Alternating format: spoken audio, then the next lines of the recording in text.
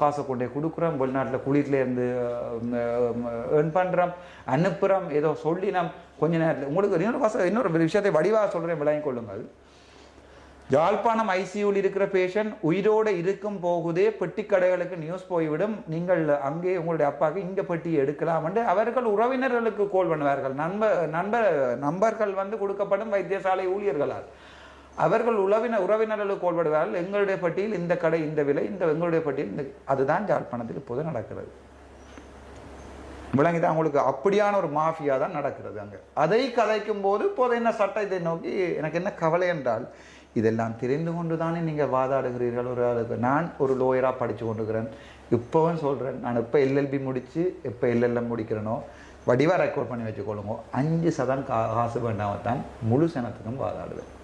இப்போவும் நான் எடுத்து கொண்டிருக்கேன். நான் டாக்டர் மட்டும் இல்லை, எல்எல்பி முடிச்சிருக்கேன், ப்ராஜெக்ட் மேனேஜர் முடிச்சிருக்கேன், டிபிஏ செய்ய போகிறேன், அதை விட பிஹெச்டி செய்கிற ஆசை இருக்குது. அப்போவும் இதே ஆக்களை வர சொல்லுங்கள், நான் ஃப்ரீயாகத்தான் வாதாடுவேன்.